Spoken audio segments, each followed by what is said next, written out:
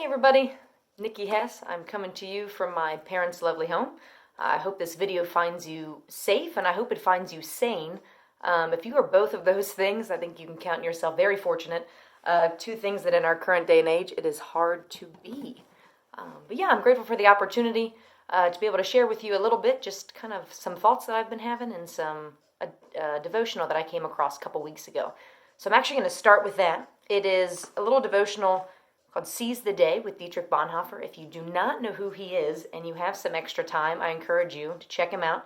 He was a German evangelical pastor and a theologian, mostly during the eras of World War II and whatnot, and has some very powerful writings. So the devotional I'm going to read to you is called Uneasy Thankfulness. It says, "We must be prepared for the fact that this winter 7 million people in Germany will find no work, which means hunger for 15 to 20 million people.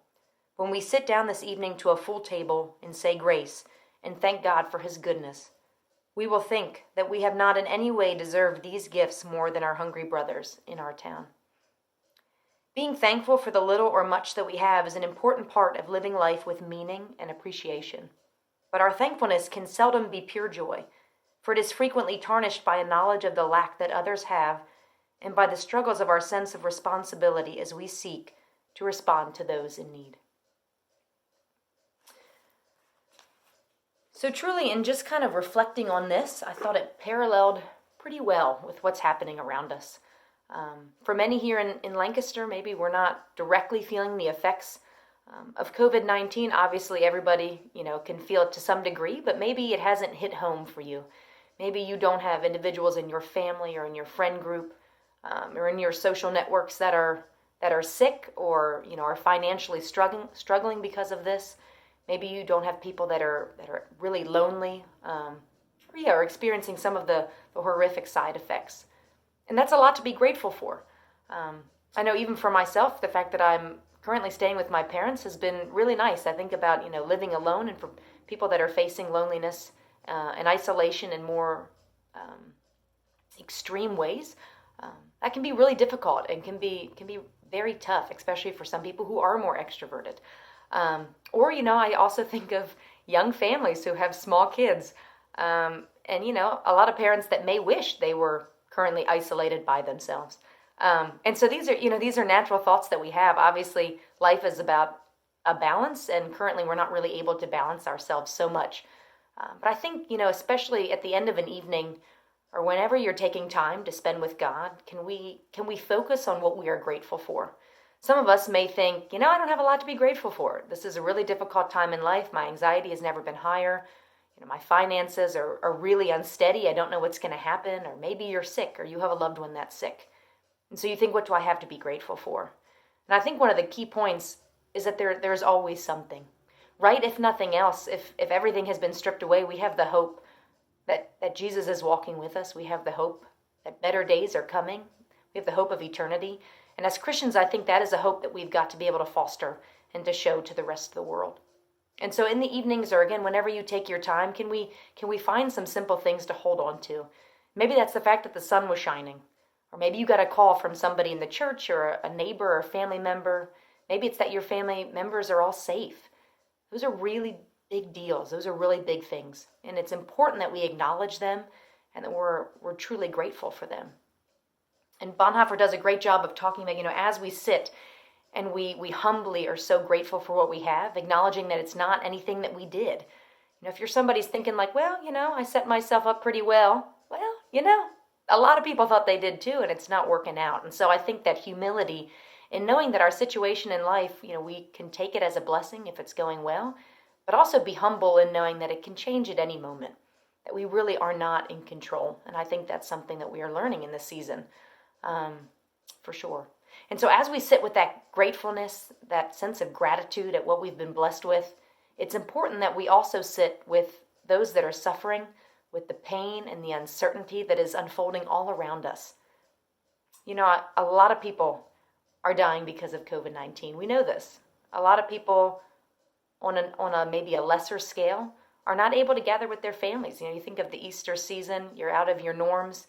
Some people are holed up in an apartment all by themselves.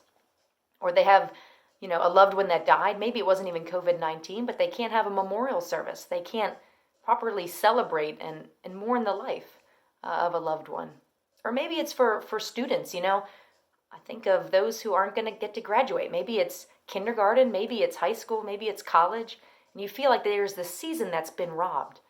And so I think it's important that we sit with those losses. Those are big deals. And while it's easy to say, hey, I have my good health, I'm very grateful, and truly we should always be coming back to that, it's also important to acknowledge what you are losing. Maybe you're losing a sense of safety, a sense of, I don't even know, just what's right and wrong, a sense of security, whether that's financial, whether that's relational.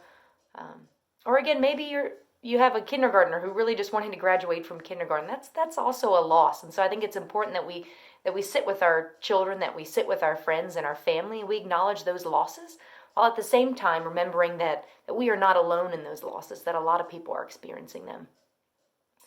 And so as we sit with that suffering, not getting too bogged down, I'm not saying you need to watch the news 24/7, because that's always a terrible idea. But just to be mindful that whether or not you are specifically feeling the effects of this, there is a lot of devastation that's going on. And that's a lot of time we can spend praying, we can spend trusting, we can spend instilling hope into the lives of others. Maybe there's a neighbor you can call. I know we've heard about these things you can do. I recently came across a lady who used, I think, like a bullhorn or a loudspeaker or something to kind of shout out to her neighbors that she missed them and she looks forward to the times ahead. And so you can get creative, to bring people smiles. And it's neat to see the ways that humanity is kind of coming back together, the ways that we are acknowledging that we don't just want each other, we need each other. We need to be together. And I think as Christians to hold on to that hope that better days are coming. Truly, whether that's here or in the next life, we always have that hope no matter how grim a situation is. And to understand that God is always working good. I'm not saying God has caused what is happening. I'm not saying that, it's to teach us a specific lesson. What I'm saying is that God is always working amidst devastating things, amidst the pain, to weave in good, to produce and to manufacture good. And so it's our job to be able to pay attention to that and to help relay that, to sit and talk with neighbors that are lonely, and to do what we can while keeping a distance. Always very important. And one of the other things that I was thinking of, they talked about early on in the grocery stores, the first thing that went missing was disinfectant and cleaning supplies, wipes, hand sanitizer, that type of thing. And then the next wave was toilet paper, right? Everybody knows you couldn't find any toilet paper. Yeah. Anyways, and then I guess now what they're starting to see is it's like hair supplies. People want to be able to dye their hair, treat their hair, cut their hair. And so you're just seeing these little things. People are taking stock of what they don't have and what they're going to need. And I thought one of the important things that we can do while, those are things that we need to take care of, is take stock of what we've been given.